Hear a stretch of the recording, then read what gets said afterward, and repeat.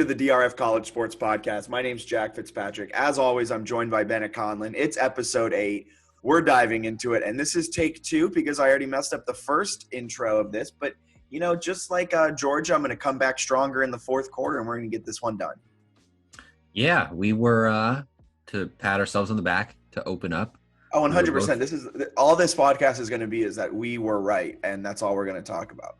We're geniuses. You can ignore all of our failed picks. No, we're on Georgia, and I think you were on the under maybe more than I was, but I think combined, we thought Georgia and the under was a good play. The under was a sweat late. I didn't think – so what was it? It was 9-6 going into halftime, something like that. And you're sitting there, the live total gets to 39. You're thinking Georgia then's plus money too, so – you're like, okay, well, the under's going to hit, but Georgia's looking terrible. How is Stetson Bennett even a Division I quarterback? What's this offense? It's absolutely trash. And then the third quarter happens. Nothing really interesting happens. And then the fourth quarter, all of a sudden, they get to 50 points with like 2 minutes left.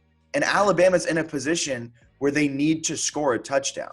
Well, they need to score 2 touchdowns just to get back into it. And you're sitting there and you're like, well, now if I'm live betting this, I might live bet the over on whatever it is because it's probably sitting at around 56 or whatever it was. But terrified of the backdoor over coming in, but it worked out for us. We got the under, we got Georgia, and I did from the Stetson Bennett point of view. Obviously, played way better in the second half. Had a great fourth quarter. I do love that he goes on like all these talk shows, hammered. We can talk about his sobriety, but the other thing that really stood out is they're all asking him like, what does your story say? Like, what does it mean, you know, that you've done this as a former walk-on, you won a national title?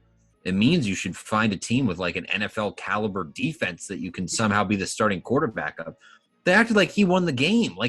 There's so many other Division I quarterbacks who could have been in that role and have also won the game. Like, great story. Good for him for sticking it out. But like, he's not like a hero. He's a pretty average quarterback. It's also funny that they're talking about him like he stuck it out when in reality he was a JUCO product who grew up a lifelong Georgia fan. And when he was going to go to Louisiana after he was a walk-on at Georgia. He was there for their 2017 national championship, ran their scout team as, I believe, Tua. Like he was their Tua during scout team practice going into the national championship. And then goes to JUCO because he wants to prove himself and then get a Division I starting job. Then is minutes away from signing with Louisiana. And then Kirby Smart calls and says, do you want to come back? We have a 4th string option for you.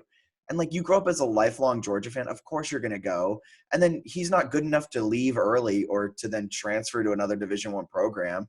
And like, you were the starter. Like, he didn't stick it out. He was just a kid that kind of lucked into the job. Especially at the end when it's like, why didn't you leave? Why? What do you mean? Like, Georgia was starting him. Georgia was playing him. He's not that good. Their defense is insane. Why would you leave? Where would you go? It was driving me nuts, some of these storylines that are like, wow, you could have had your pick of spots. It's like, no. I don't think any other Division I team's taking him. Imagine Georgia with Kenny Pickett at quarterback. Imagine them with Bryce Young at quarterback. Imagine them next year when they have Caleb Williams looking like he's going to USC more and more by the day. But imagine they land Caleb Williams. Like, the team would be exponentially better with probably any other Division I starting quarterback. I don't need to hammer this kid. Like, he just won the national championship. Good for him. He played a darn good fourth quarter. He hit George Pickens early on to get their first field goal. Hit that insane throw and catch in the back corner of the end zone to kind of – I think it was to give Georgia the lead or to extend it a little bit. But he made good throws. But just the storyline that he is this amazing walk-on – Baker was a better walk-on. Right. He stepped up big time, like you're saying, made the plays, totally get that. Awesome storylines, which is why like he's on Good Morning America as he's hammered out of his mind. But I just thought it was funny. It was like if you're a sports show, like N'Kobe Dean would be like someone you would want, right? Like like an NFL player who made a huge impact all year. Jordan Davis, defender. Anyone along that defensive line, anyone but Stetson Bennett. Yeah, just it was pretty funny that he was getting so much credit for like, I don't want to say being completely carried, but he was carried to a certain extent. Like the fact that they were in the game late where he had a chance to make some of those throws with a chance to win was a huge credit to the defense. So I thought the defense was more impressive than Stetson Bennett, although he obviously made some nice throws late. You look at his fourth quarter, the one long touchdown pass was awesome. The other one was a screen pass, right? So that was that was like a good call that was set up well. He floated it over a defender, the tight end caught it, and then just sprinted in. He probably threw it. That touchdown. I thought you meant the early one to George Pickens where he overthrew him and Pickens somehow caught it. That was an insane catch too. Yeah, like so he played fine. He did what he needed to do to win a national championship with that insane roster. I just thought it was really funny how people were like after the fact, because through like 3 quarters, the storyline was like that he's terrible, and then he cost them a national title. And then he has a good fourth quarter. The defense has the pick 6, and then it's like he's on Good Morning America, and they're like, "Tell America how you're a hero of this game." I was like, I guess I watched a different 60 minutes than everyone else. Well, I think, yeah, I mean, at the end of the day, we hit our bets, and I think that's all that matters. I was really happy for the under 52. I was sweating it. Under 52 and a half. I was sweating it. Very excited that hit, though. But. One last point on this game question. It's probably not like an actual betting market you can bet, but would you say that Stetson Bennett, I think he has a year of eligibility left if he wants it. If he decides to come back, do you think he'll be their starter next year? Because I feel like they should just do something else if he decides to come back. I think he should get an early jump on his sales career or whatever he's majoring in. I think it's still insane to me that JT Daniels never got a start after he got injured early on in the season.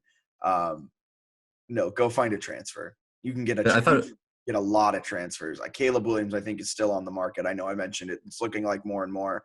He's going to USC. USC's lost Slovis and Jackson Dart, I think his name is. Yeah.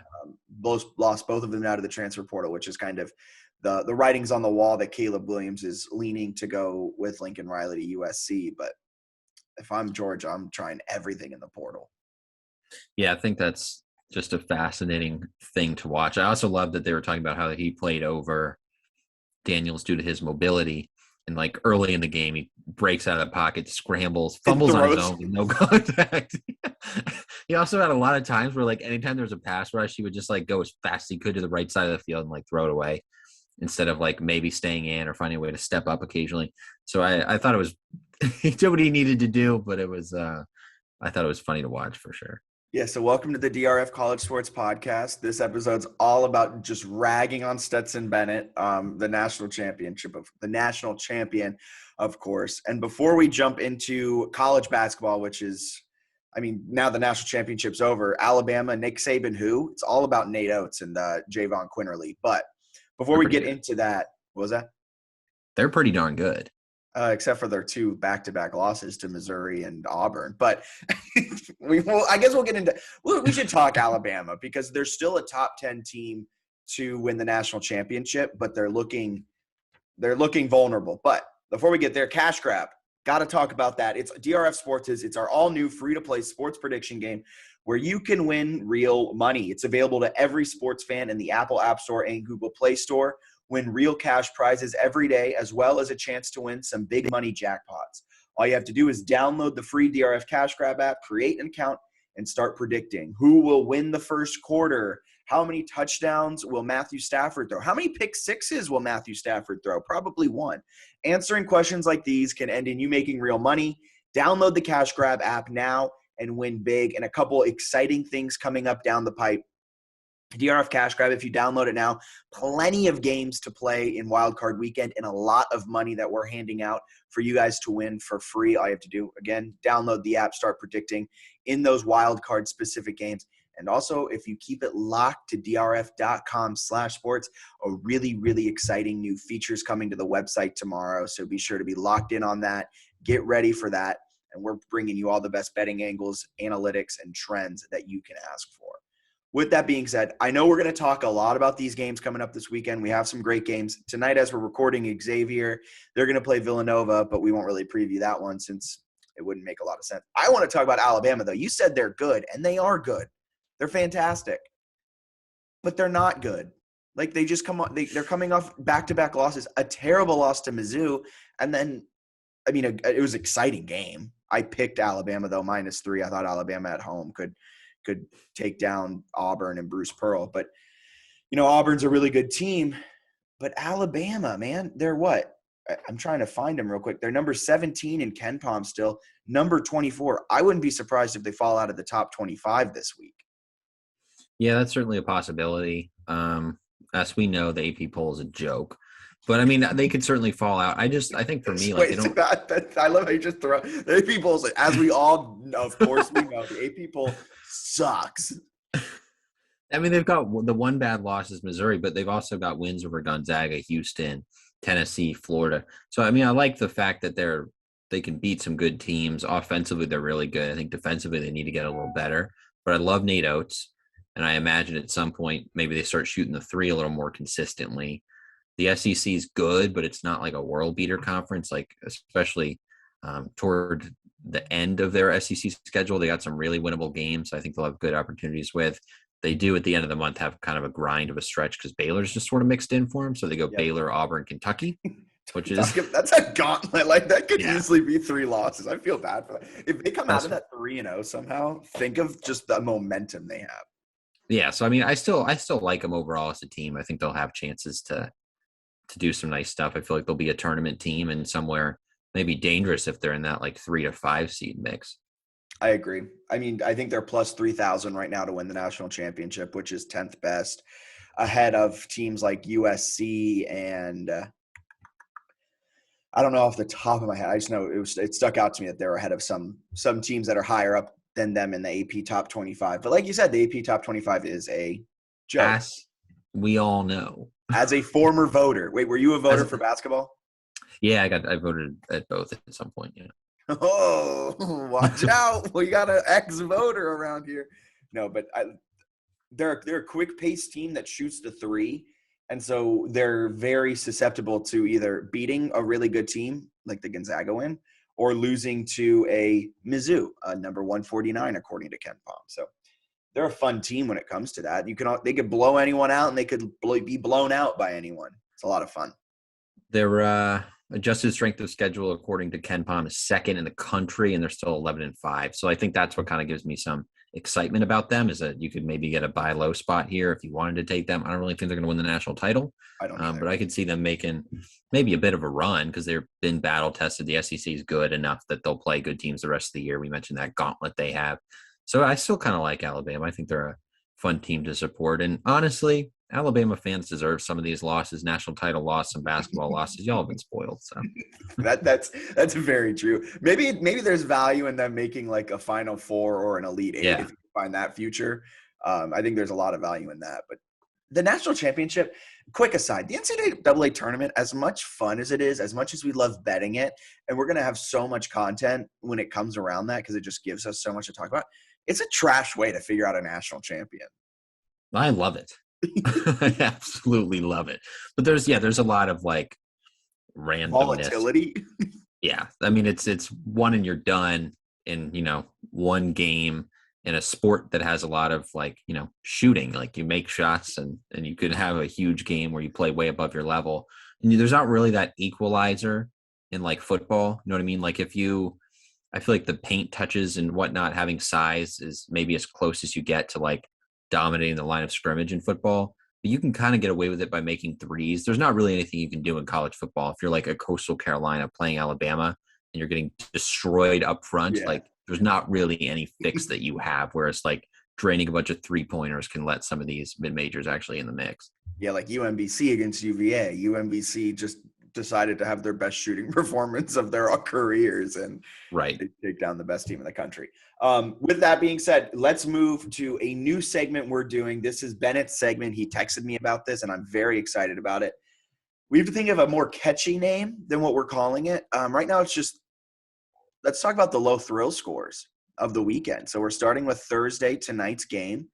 Low thrill score, according to Ken Pom, which means the outcome is probably going to be this. It's going to be X. This one's Austin Pay. Austin Pay. I think it's P. Austin P. Damn. At Belmont. Belmont is predicted to win 98% of the time by like 20. Yeah, so Ken Pom does this fun thing where he does the thrill score, right? So essentially it's like typically you're going to have two teams that are very good in what's expected to be a close game. So like the highest thrill score, like the two really good teams in what's expected to be a really competitive game. The lowest thrill score, you typically have at least one kind of crappy team in a game that's supposed to be a blowout. so a very low level of thrill. It's essentially a really cool tool if you want to go about like watching college basketball that day. You can find some that are like sneaky good games that might be on, and it also does show you like where they're going to be broadcast. So I find it enjoyable from that perspective. Yeah, Austin P at Belmont's not expected to be, or Austin Pay, depending on where you're from, not expected to be All right. a good game. You're looking at Belmont probably somewhere in the -20 range, right? He's got -22, or he's got him winning by 22. Belmont's been rolling. That's not really the question, though. The question is if they cover this massive spread. I'm probably going to end up on It's Belmont roughly -22 right now. roughly, yes. I think I'll see what happens. I mean, you have to kind of play it by ear the morning of all these games, but I kind of like Austin P. Well, I like Belmont to take down Austin Pay. Yeah, well, you like him to cover though. Yeah, I mean, we're not talking money line here. These aren't money lines. Yeah, no, I know they're not money. I'm a really big fan of Belmont -1000 money line. Let's not get a little crazy. No, I think Belmont could cover the 22-point spread. They definitely can. It'd be interesting to see what it opens at and like to watch this line. I bet it only sharps and like very locked in people are like gonna bet Belmont Austin P. Or if you're like a fan of the teams, yeah, there's not going to be there's not like a casual bettor's not like bring it to me. Yeah. I don't even know if it's on. I don't know where you're streaming this. Maybe it's like an ESPN Plus or something. I also don't watch these. I think that's worth noting. Like the game that is the least watchable, I'm not tuning in, but I have started betting the games. Maybe follow along on ESPN's app or on drf.com/sports and watch the live scores roll in. But yeah, neither am I. I mean, probably because you can't watch these. Moving from Thursday to Friday's low thrill score, Manhattan at Iona. Iona is favored to win by 14. This is a rivalry. It's a rivalry matchup. There aren't that many games Friday, so this isn't like a horrible thrill score. It's a 17. The last one was a 9. This is not much better. Could definitely be way worse. Kind of leaning Iona. I think they haven't really played their best basketball the last couple of weeks. I think they're due for just kind of a shellacking of someone. I think it'll be Manhattan, which has not played since December 21st. Yeah, I think Iona cruises on this one. We have a packed day on Saturday. Packed. And then the worst game is St. Francis, New York at Wagner. That's 329th KenPom against 121st KenPom. Wagner's favored to win by 17. I got to let you know now. I think I like St. Francis, New York in this one. This is a fascinating matchup. This is a really good St. Francis team. You know, they're scrappy. They're in the Northeast Conference, coached by Glenn Breaka. You know, they only lost. They've dropped some tough heartbreakers to Wisconsin, Penn State, St. John's. They actually played St. John's really well. Yeah, they lost by 6. They're one of the worst offensive teams in the country, and they're one of the worst defensive teams in the country. They play at an all right tempo. I think they can pull off the win against Wagner. No, not the win. Sorry, the cover. I think this line's going to be a lot different than it. KenPom's got it at 17. I don't think it'll end up being like a -17. That would surprise me at least, because you look at like what Wagner's done this year, and they have a couple of blowout wins. They got a nice win against VCU, but they also they beat St. Francis in Pennsylvania by 8, which is like a KenPom 300 team. Needed overtime at home to beat Bryant, which is 229 in KenPom. So I don't know if it'll actually end up being that high. I kind of like St. Francis, though. They've played teams close. They've gotten blown out a couple times, but it tends to be by maybe slightly better teams. I just think KenPom is a little too high on Wagner. That makes sense. And then finally, our Sunday game, Holy Cross at Colgate. I think Colgate covers. This one's on CBS Sports Network, a thrill score of 10. Could be a big line. Colgate's looked not great this year. No, they're 158 in KenPom, but man, do I have a bias on them, because the last time I watched them play, they almost beat Arkansas. Well, that's really impressive for them. I think this one depends a little on the number, but their recent game against a really bad team, they played 331st ranked Lehigh and Ken Pom ended up losing that game outright. That's alarming to me. But then That they was did just have part of a 5-game skid that started with losses against Pitt, Monmouth, and Lehigh, all sub 115, all sub 114 Ken Pom. Yeah, it's not great. But this one will be at home. So I'm kind of with you. I think I'll probably end up on Colgate. Folks, I reserve the right to change this day of. So what does that mean? Think... Lock into Bennett Conlon on Twitter, and he might share his low thrill score picks. Might have to do a thread on these. Yeah, I wouldn't necessarily recommend tailing this, but it's fun to talk about these games. I do like this little thing where it's just it's really purely for entertainment, right? Betting these crap games and then seeing what happens like the morning after when I check my app. This isn't one I would recommend if you're like really trying to find an edge. Is just picking the worst possible game that day and betting it, but it's enjoyable. Yeah. So talking about finding the best games possible, we're going to start with Thursday. These are the games that we think have some value. We'll share some picks that we kind of like. Ohio State at Wisconsin starts the day. It's tabbed as the best game of the day. Ohio State is a 2-point dog on the road, according to Ken Pom. Wisconsin, number 30 in Ken Pom, favored to win 72-70. Ohio State, they're interesting. They had a bad loss to Indiana. You were all over Indiana in that one. Nailed that one. Thank you. They've lost to Xavier in Florida this year. But we all remember their Duke win, but that was so long ago now. They only beat Northwestern, but Northwestern's a good team by 8. And here they come into Wisconsin. I think Wisconsin's the play on this one. I think, not saying Ohio State's bad, I just think Wisconsin's pretty solid. And Wisconsin already lost to Ohio State earlier in the season. They did. They got smoked 73-55. I think the thing for me that's tough is like Wisconsin's been rolling people, which always gets me a little concerned because I don't actually think Wisconsin is like a national title contender or like the best team in the Big Ten. So at some point they're going to start taking some losses, you would think. But Johnny Davis, playing out of his mind, is a legitimate player of the year candidate. I think some people actually have him right now pegged as the best player in the country. Had a weird game against Maryland on Sunday where I think they were up a ton and like blew it, but then ended up winning by 1 anyway. I was on the road. So like they picked up good wins. Their last 3 games, they beat Purdue, they beat Iowa, they beat Maryland. If you remember last time I was talking about how I liked Iowa a little bit, I thought it'd be a bad spot for Wisconsin. It turned out not to be. I'm tempted to take Ohio State here. I think I'll ultimately stay away, but my lean would be the Buckeyes because I still think Ohio State's really good.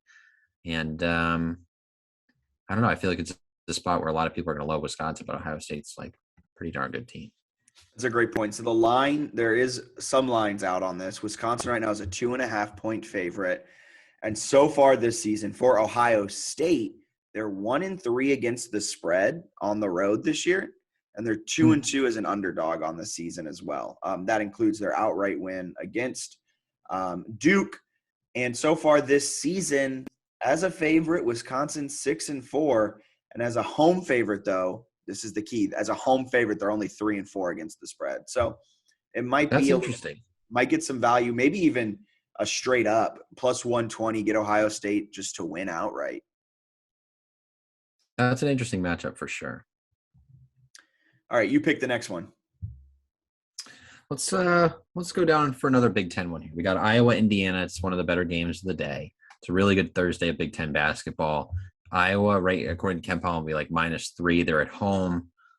We've kind of gone over this before. We're like, Iowa doesn't actually have like a really good win. Yeah. They have a bunch of like, oh, that's decent.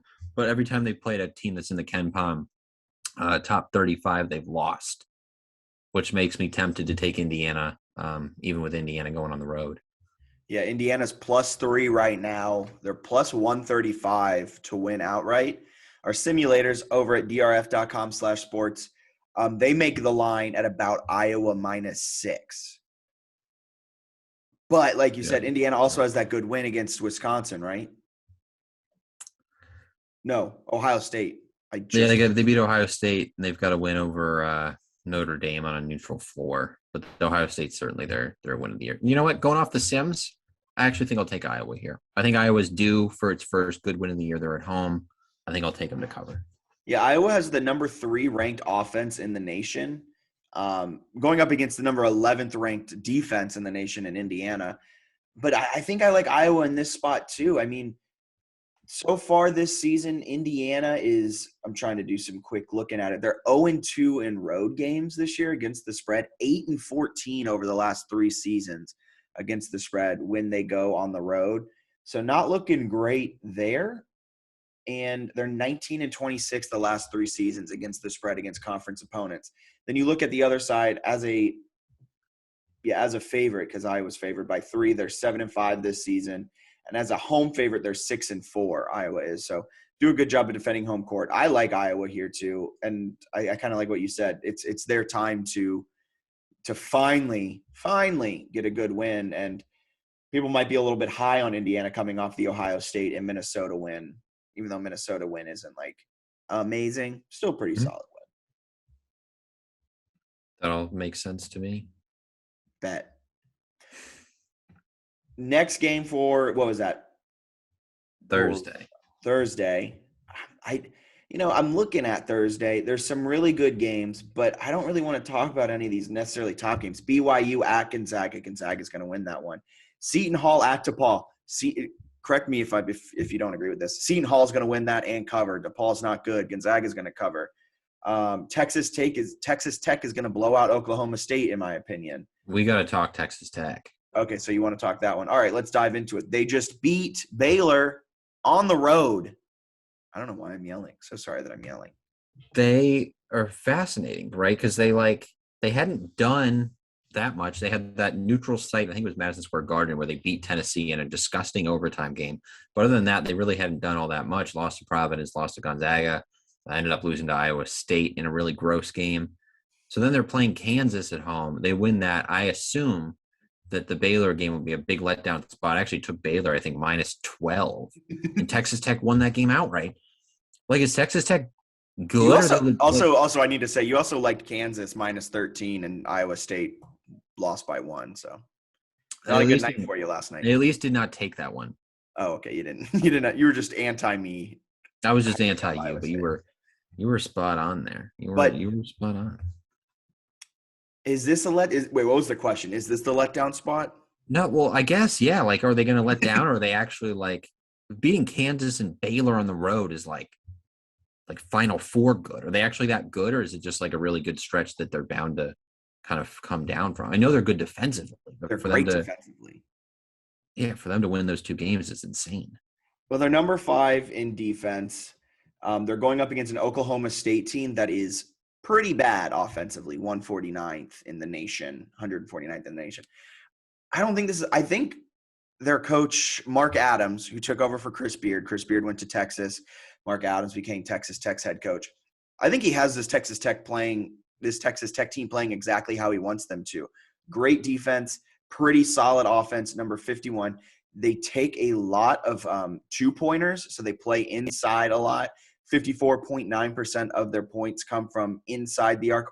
Less than 30% of their points come from outside the arc. So they're just going to pack you in on defense, and they're going to play – it's not small ball because it's big ball. They're going to play in the paint. They're going to play inside, mid-range game.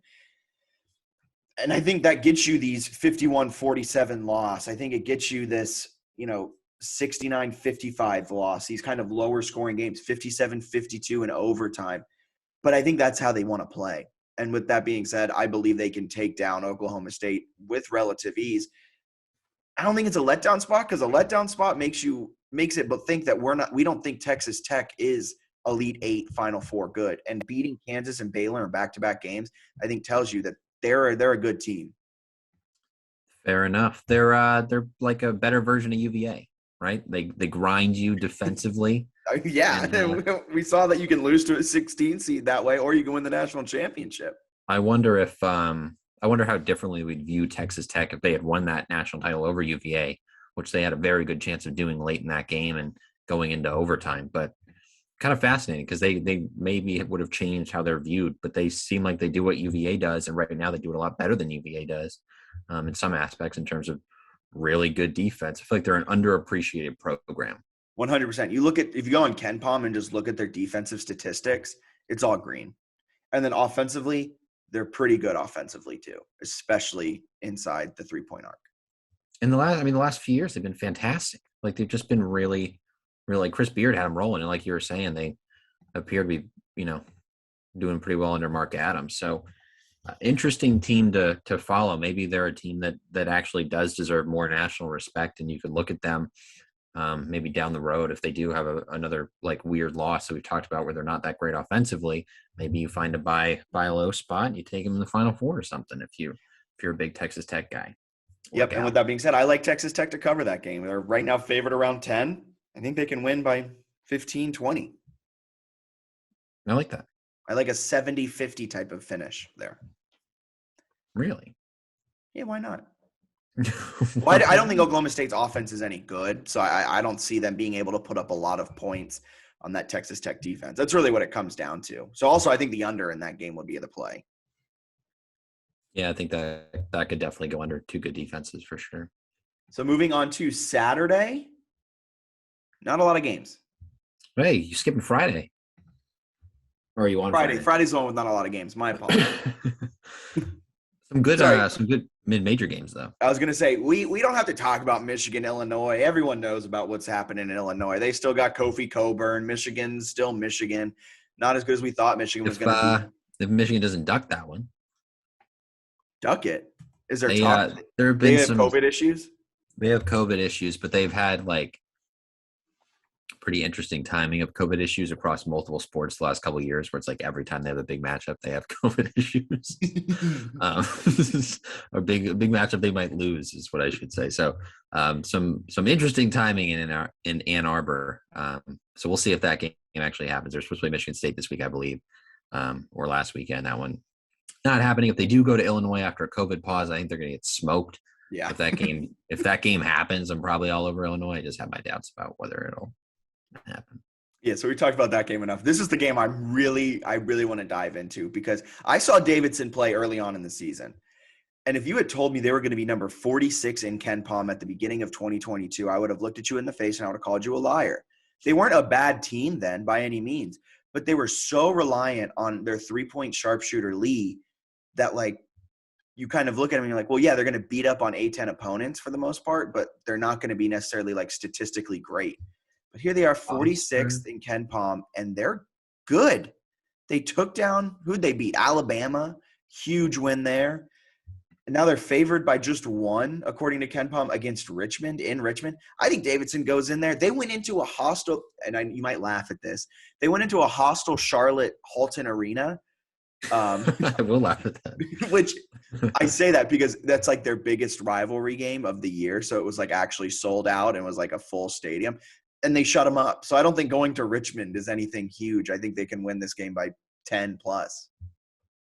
Yeah, the line's interesting to me. It had me almost tempted to look at Richmond, who we were pretty high on. And then almost every time they've had a real good opportunity, they've kind of squandered it. They had that NC State game, and we were like, oh, that'll be, kind of an interesting one. And they were able to get that. And since that, NC State has dropped like 50 spots in KenPom. They've almost lost out. Like they followed that up with a loss to Wright State, then they lost to Maryland, then Florida State, then they had a win over Virginia Tech and lost to Clemson. So they've lost, 4 out of 5 since then. They're clearly not a good team. So that one's not impressive. They don't have a lot of good wins. They only have one, top 100 KenPom win, that is for Richmond. And I don't know, haven't really played their best basketball. So I think Davidson's an interesting look there. For sure, they've been fantastic. I think they're second in the country or something in three-point shooting. So they can light it up. Definitely a team that would be interesting to take. Richmond, I think, has talent, but they're just not playing well. You got another really good A10 game on Friday as well. You got VCU at St. Bonaventure, and St. Bonaventure, kind of like Richmond, it's a team I think we both thought could have been better than they've been. It feels like they've let some chances slide and gone a long time without playing, came back and won a game. But I kind of like the way VCU is playing. Yeah, so St. Bonaventure starts the season in the top 25, kind of a dark horse. I wouldn't say national champion pick, but they were kind of hovering in like the top 10, top 15 in terms of what their odds. Like people were high on them. They're old. They're the 22nd oldest team. Their average experience is 2.61 years. When I'm looking at mid-majors, that's one of the first things I look at is how old are they and what's their minutes continuity. and St. Bonaventure's tops in both of those. But then they lost to Northern Iowa by 10, and you're kind of sitting there and you're like, what's going on?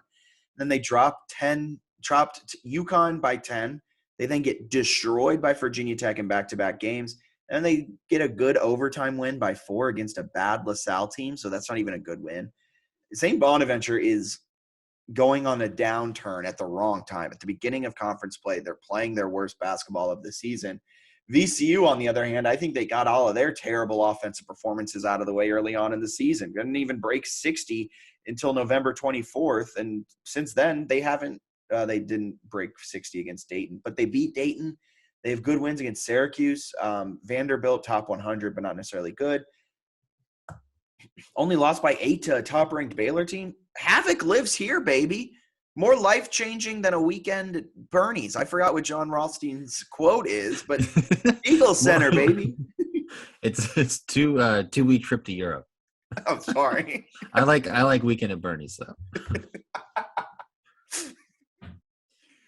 They're like VCU looks really good. Like I'm pretty high on number VCU. 3 defense. Sorry to interrupt. That was I go ahead. Notice that. Number 3 defense, and like I don't think I've seen a top 10 VCU defense since the Shaka Smart era.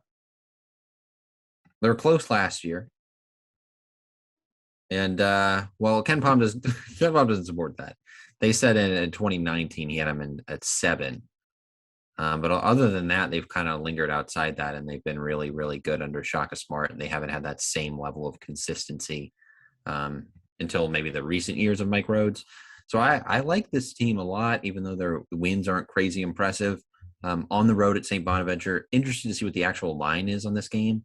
Ken Palm's got St. Bonaventure favored by 3. I don't think that'll be the closing line.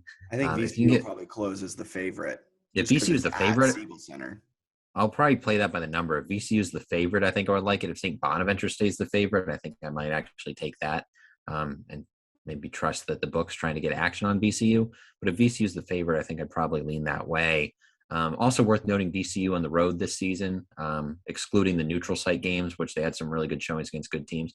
But on the road, they've got the win over Vanderbilt, a win over Old Dominion, a win over Dayton, and a win over LaSalle. So they're undefeated on the road, which I think is noteworthy. They've been playing really well of late, and they're a pretty good road team. Yeah. The only problem is they don't have great offensive weapons, but they make up for actually terrible offensive weapons, one of the worst offensive teams in the country. But they play such a suffocating brand of defense that, especially in the A-10, I think it goes a long way. Definitely. Totally agree. Moving on from that fun, I mean, if you want to, there's not a single game on that Friday other than those 2 that I'm actually interested in. I would agree. Saturday's a packed day. I mean, we can't even get to half of these games. I think let me lay out the ones I'm thinking we hit. You let me know. I want to hit Tennessee, Kentucky. I want to hit Alabama, Mississippi State. And there's a lot of games this day. So just BYU San Francisco is a really good mid-major one to talk about. All right, let's start with BYU San Fran. That tips at 11 p.m. on Saturday night on CBS Sports Network. San Francisco, the home team, is favored by 1, according to Ken Palm. BYU does play Utah State tonight, so things might change based off of BYU. No, they don't. They've got Gonzaga on Thursday. Yeah, Utah State plays Colorado State tonight. Sorry about that. All those teams, all those WCC and Mountain West teams all come together in my mind. I think for me, I'm going to try to play it kind of by what happens with BYU Gonzaga and like maybe look into the opposite. So if BYU gets just destroyed against Gonzaga, I might actually take them whatever the spread is against San Francisco. If they play Gonzaga really tight or like find a way to upset them, I think I might look into San Francisco. So I'll probably play it by sort of that BYU result and maybe go to the opposite for that next game. San Francisco is really good. So just from a pure entertainment perspective, this is kind of a fascinating matchup. You got a really, really solid San Francisco team. I think both these teams will be in the NCAA tournament. I agree. I'm really the WCC. What are we gonna have? We're gonna have like a 10-bid WCC. Yeah, bring it on. What? Right now we're looking at Gonzaga, San Fran, BYU, St. Mary's. Right? They're good. I think St. Mary's would be in the mix. So you're probably looking at 4 right now. Yeah, I think 4 is a 4-bid WCC. That's awesome. People are talking trash about the about Gonzaga and the conference they play in. You're looking at the ACC. It's gonna be like a one bid league. They stink. The WCC is going to steal all of their bids. Syracuse's going to be on the outside looking in, watching San Francisco play the Dons. That's actually a question we should monitor throughout this year. Is more bids, ACC or WCC? I love that idea. A weekly update. Who are we looking at? Tennessee, Kentucky. I like Tennessee in this spot, but Tennessee has let me down in each of the big games this season. If you're looking at their schedule, against a top 5 Villanova team, they lost. Against Texas Tech, they lost. Against Alabama, they lost. Against LSU, they lost. The only big game they got up for and won was Arizona, which was a 2-point win at home. And this time they're going on the road to Kentucky. I like Tennessee, but tell me why I should bet Kentucky. Unless you're I'm going back to the Tennessee train on this one. For the reasons for betting Kentucky, though, it's like they've just been way more consistent this year, and they're at home. So you got that going for them. They've been pretty solid. I mean, they got the road loss to LSU, which is disappointing, but they have a blowout win over North Carolina. And that's about all they have going for them. No, but they've been consistent, and they've blown out a bunch of bad teams. Like, they've looked the part of a top 10 caliber team a lot of times this year. And they got some beasts down low. They got some really talented players. So I think Kentucky with Tennessee would be a combination of each side. God, that would be dangerous, man. But no, I think for Kentucky, I worry about, what they can do down low against Tennessee, which is kind of Rick Barnes kind of called out Fulkerson, which is one of their main post players recently, where he said, he's either got to step up or step aside, which I thought was weird because he was coming off a COVID pause and COVID had affected him very negatively last season. So like a really weird comment that I think probably came out wrong. But they bounced back from a terrible showing at LSU with a 20-point home win where the defense was suffocating against South Carolina, covered that spread, which is around -16, -17. Really the only Tuesday one that I got correctly on my few bets. So that was nice. I think I'll go back to the Tennessee well and probably take them plus the points. Also knowing full well that if they drop this one, really think it'd be hard for them to be pretty behind the 8 ball at that point to get back in the SEC race. The good news is they'll have a lot of their big games at home at the end of the season. But if they lose to Kentucky, the margin for error in terms of like winning the SEC regular season title is very low. And I'd probably just stay away from them for a while if they're not able to cover and compete in this one, and start to think that they're more of like a 6 or a 7 seed that'll kind of find its way as the season goes on, maybe even like a 4 or 5, somewhere in the 4 to 7 range. Whereas I previously thought of them as like a 1 to 3 seed. So this is huge for them. I'm either going to ride them the rest of the year in some capacity, or they're done. Tennessee is your Alabama. Like Alabama, I ride them blindly because I'm like, every night they could just go for a barrage of 3, so I'm going to bet them blindly. I feel like Tennessee is that mainly because you have that future on them for no reason. Got a couple of futures on them now. But I think it's funny too, because your like Alabama one's pretty fun because they like nail threes. Mine is that they're going to like Tennessee's going to hold the opponent to like 50. That's way more. Well, that's your ex-UVA beat writer showing. You just really love good defense. Give me a 52-50 slugfest. Sensing the defensive theme with my bets this week. I also got that VCU that I'll probably ride. Yeah. All right. So, I mean, I like what you said about Tennessee, but as I'm sitting there looking at it, Kentucky at home is just so difficult. It depends a little like on the number, right? Could they hang in, and if it's like gets up to like +6, can they cover a +6? Yeah, that's true. I think if you get up to around that area, +6, +7, I like Tennessee. But if you're at +3 or +4, I think I'm hammering Kentucky in that case. Yeah, this is the fun part about talking about games so far out. You're just really like, I like this team to win, and I don't know what the number is. I don't know if Tennessee can necessarily hang around and keep it like a 2-3 point game. But yeah, and I think some of it is like, if like fair or not, the Fulkerson thing, like if he's matched up on Shibwe for them, like I'm a little concerned because he's just been an absolute freak. Like his rebound percentages and stats, are insane. What's that? Shibwe or Fulkerson are you talking about? Sorry, Shibwe for Kentucky, what he's done is unbelievable. And I think he could just like bully the crap out of Fulkerson.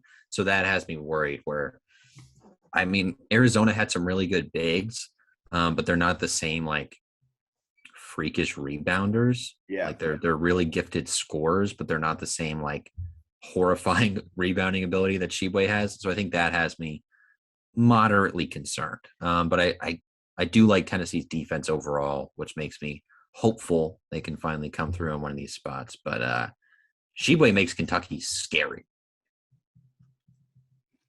Yeah. Sorry, I had a yawn right there as we're talking Sheboy. Bigs just don't do it for me. I like 3-point excitement. Just don't do it. I got to look up the rebounding stats to confirm the numbers because they're getting up there. Yeah, he's averaging 17 points and 15 boards per game. Jesus. Jesus. It's just so good. Any Sunday game you want to hit? I'm looking at the Sunday games and nothing's jumping off the page except for Holy Cross at Colgate, which we talked about very quickly. The biggest game's Iowa at Minnesota. I think Iowa wins that one. But, I mean, they have their earlier week game, so it really hinges on that game, you know? Sunday stinks. Yeah. You know? Sunday stinks. Do we want to look ahead a little bit to the Monday because they actually have some, I guess they're like MLK Day college, like early-ish games. So you got a Purdue at Illinois at noon on the Monday. That's really the only one that I guess is really that exciting for the matchup. Okay, I mean, we can talk about it by all means. I mean, Illinois is number 13 in KenPom. What's their record? They've only dropped 3. They've had kind of a quiet season after losing Ayo Dosunmu to the NBA draft. They were national champion. I mean, we haven't even talked about them on the podcast at all this year. National champion favorites last year, but then get upset, I think, in the second round to Loyola Chicago, maybe in the Sweet 16. But yeah, second round, they're the one like 8 or 9 matchup. Yeah. So that was a little disappointing for Illinois. But on the bright side, they brought back Kofi Coburn, who's one of the best big men in the nation. 7 foot, is 121 offensive rating, which is one of the best in the country. They're just all around a solid offensive team, top 10 in that category, top 25 in defense. They're great at getting offensive boards. They've beaten Maryland, Minnesota, Iowa, Notre Dame, Kansas State, all top 100 KenPom wins. They did drop to Marquette, Cincinnati, and Arizona. But since December 18th, they have not lost a basketball game. Here's the thing, Jack. You told me that bigs don't get you excited. This one has me like sweating. My heart's racing. I'm salivating a little bit. You sound like John Rothstein. Travion Williams and Zach Edey against Kofi Coburn. All right. Like, so you know how I said incredible. Excited? That sounds like such an exciting. I watched Zach Edey in some random preseason Thanksgiving invitational tournament last year when he was a freshman for CBS Sports Network. Homie dropped like 25 and made it look easy. This Monday game at noon, I think it's on Fox Sports 1. All right. It'll get me excited about bigs because that is just an absolutely fantastic. A 7-foot Kofi Coburn going up against a 7'4" Zach Edey. Come on. I think I'm going to end up taking Purdue with my logic being they've got 2. They got 2 giants that can go in there and do it compared to the one. So I think I'll end up probably taking Purdue even though it's at Illinois. The thing that fascinates me the most is like how this game's going to be officiated. Because when you got those big slamming, like I really hope these refs are just like calling nothing. Like I want to see these guys like slamming into each other and battling the post. That's my one request. Whoever is officiating this game, I'm sure you're listening. Just swallow your whistle, man. We don't need you to do anything. There's no reason to call fouls in this game. Yeah, I mean honestly, that tracks. I also think Purdue wins. What was that game? What? Call your own fouls. Yeah, the honor system, like Boy Scouts out here. I think Purdue wins this game too because I think I've drank a little bit of the Purdue punch. Ooh, I like that. The Purdue punch. Ooh, the Purdue punch. From you gave me the punch. I drank it, and I think they're one of the best teams in a national championship contender. I don't think the same of Illinois. So I think Purdue wins this one. Yeah. Slightly concerned about KenPom does favor Illinois though. I think that's a little bit of that is the home court. Yeah, that's true.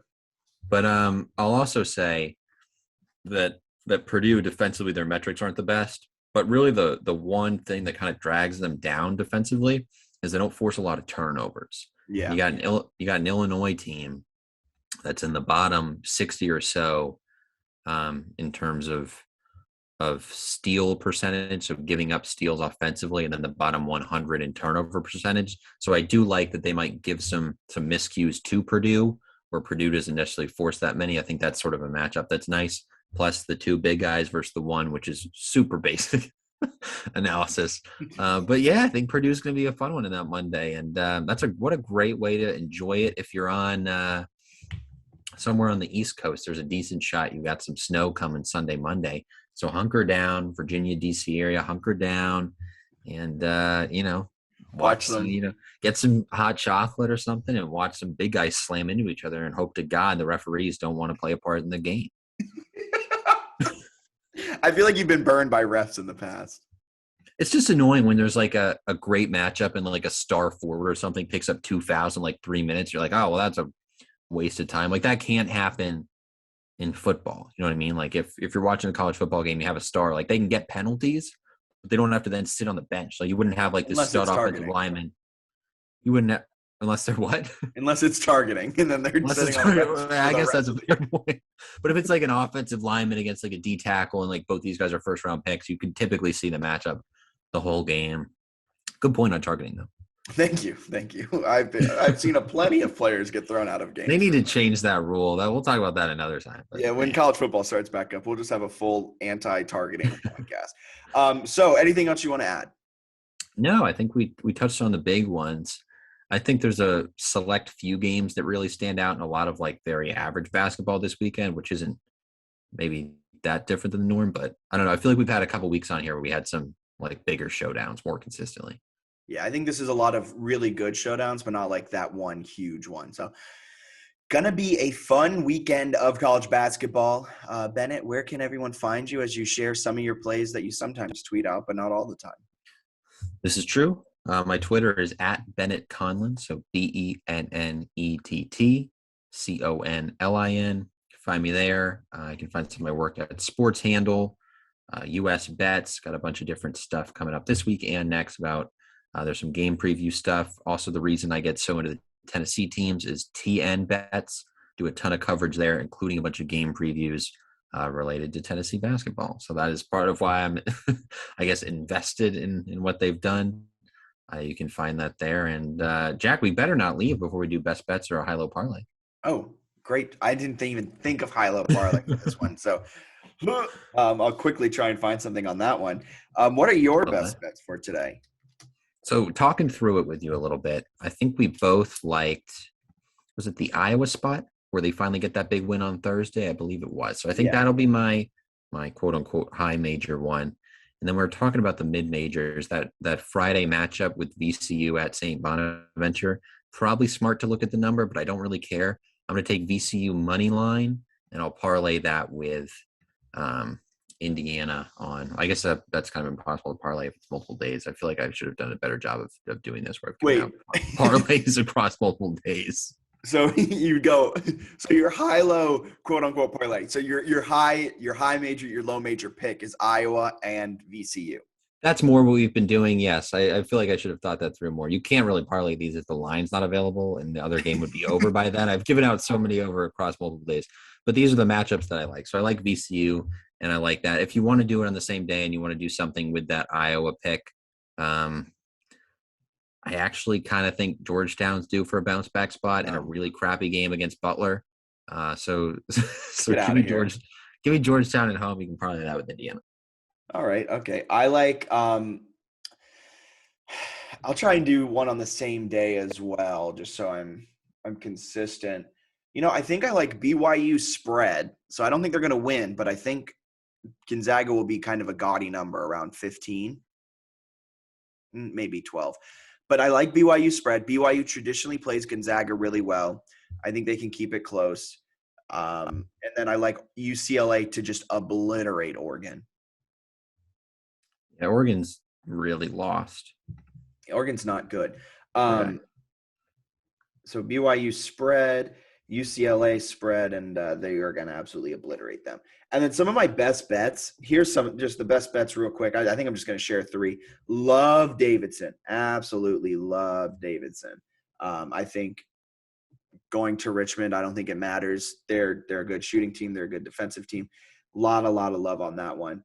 I also, talking it out, going through everything, I like Kentucky over Tennessee, and I'm going to call it a best bet.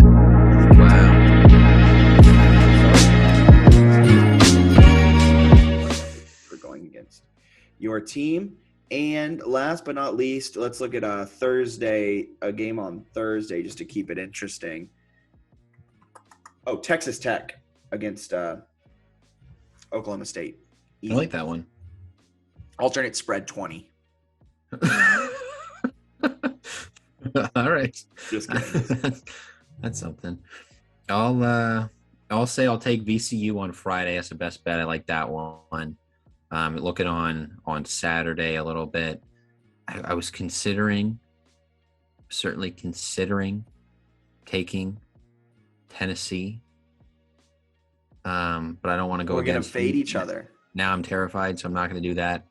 I kind of like Murray State at Belmont. What the? That spread. So they'll probably be, You like Murray few State at Belmont. All right. I really like that one. Sorry, these are all obscure. The other one, going back to Friday, so tossing in one more Friday, Iona over Manhattan in that big spread. So I like Iona, VCU, and who did I just throw in? Murray State. All spread. Also love me some. I would consider sprinkling Murray State money line as an underdog. Also, Wake Forest is going to go to Virginia and win that game, almost certainly. All right, so then let's say Saturday. Wake money line, and then one more for the people. Cincinnati money line. They're also a dog at Wichita State on Sunday. All right, you heard it here first from Bennett, from me. You can find us at DRF Sports on Instagram at DRF Sports, on Twitter at DRF_sports, and on Facebook at DRF Sports Data. We're also on YouTube, where all the podcasts can be found. Excuse me. I don't know why I'm yawning there. And you can find me on Twitter at FITZ all the way, Fitz all the way. Thank you guys for tuning in. Have a wonderful rest of your night. Run the rest of your Thursday. See ya.